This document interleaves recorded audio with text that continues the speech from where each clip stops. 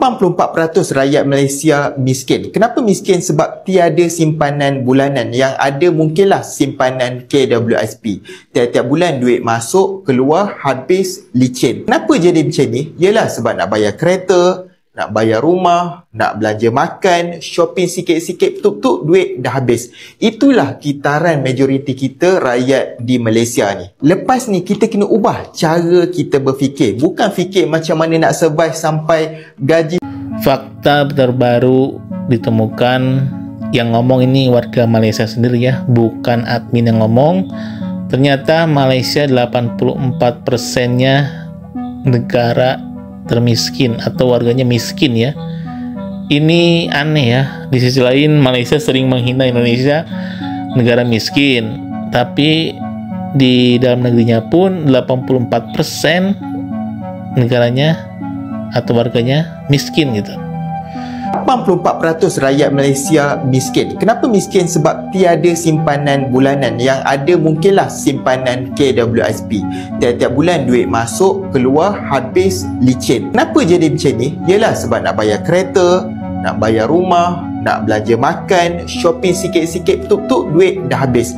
Itulah kitaran majoriti kita rakyat di Malaysia ni. Lepas ni kita kena ubah cara kita berfikir. Bukan fikir macam mana nak survive sampai gaji seterusnya. Sebab sampai bila-bila pun gaji mesti tak cukup. Kita kena fikir macam mana cara nak tambah lagi pendapatan kita supaya kita boleh menyimpan. Salah satu cara paling mudah sekarang ni adalah dengan buat duit dengan TikTok. TikTok sekarang ni dah ada TikTok affiliate. Kalau kita rajin, kita boleh dapatlah lebih kurang 400 ataupun 500 sebulan ataupun lebih lagi. Yang penting adalah kita kena konsisten. Saya nak cadang kepada anda satu buku ni, Game Plan of TikTok Affiliate. Dalam buku ni ditunjukkan macam mana cara nak mulakan perniagaan affiliate dekat TikTok, dan dalam buku ni diceritakan secara terperinci macam mana anda boleh buat income dekat dalam TikTok. Yang penting kita cuba dan bermula. Mana tahu kok rezeki anda, bertindak sekarang.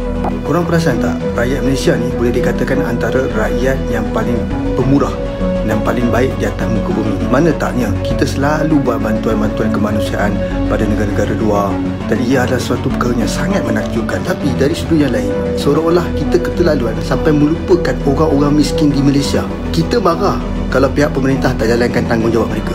Kita yang rakyat yang marah, mengapa kita tak galas tanggungjawab tersebut untuk bantu anak tempatan kita? Patah Melayu ada sebut, kera di hutan disusukan, anak di rumah mati kelaparan. Kita sibuk dengan apa yang berlaku di luar sana, kita sibuk bantu mereka dan sebagainya, tapi kita terlupa jiran sebelah rumah kita tu ibu tunggal tak ada duit nak beli susu untuk anak dia.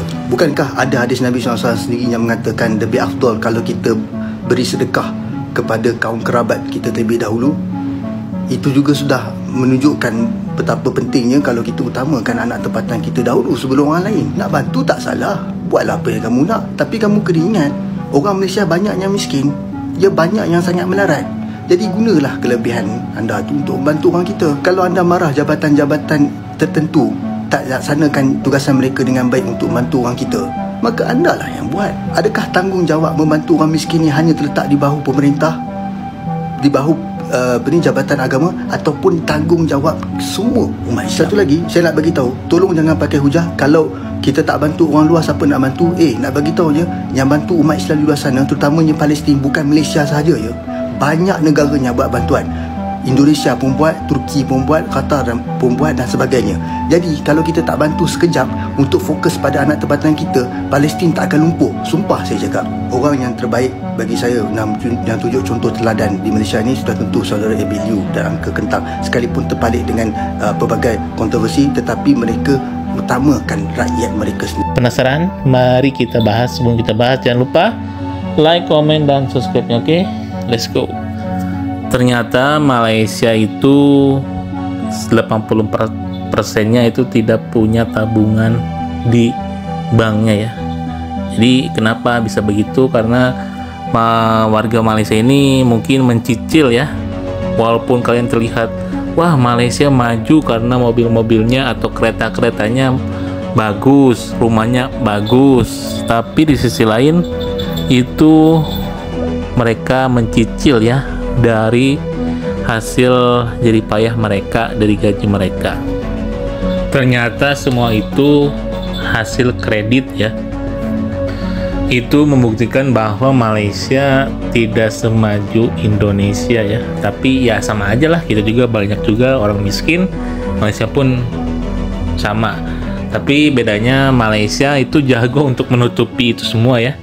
Jadi memperlihatkan kepada dunia bahwa Malaysia itu maju, maju dalam ekonomi, maju dalam teknologi. Tapi di sisi lain masih banyak juga masyarakat Malaysia yang tidak punya tabungan karena ya kredit ke bank, KPR ke bank untuk ambil rumah, untuk ambil kereta.